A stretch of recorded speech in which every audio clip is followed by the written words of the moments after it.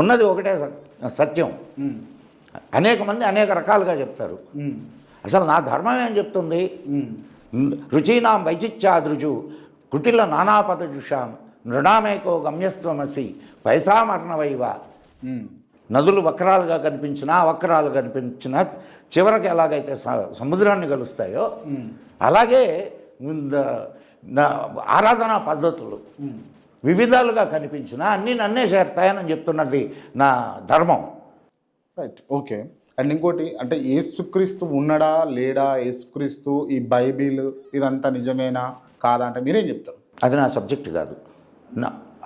లేదు లేదు అంటే ఇప్పుడు అది నా సబ్జెక్ట్ కాదు. ఇన్ఫ్యాక్ట్ నాకు అంత పండితుడిని కాదు దాంట్లో. Let it be frank Kranti, ఇక్కడ హిపోక్రసీలు వద్దు. నేను అంత పండితుడిని కాదు. ఎస్, వాళ్ళు ప్రశ్నిస్తే నేను ప్రశ్నిస్తాను.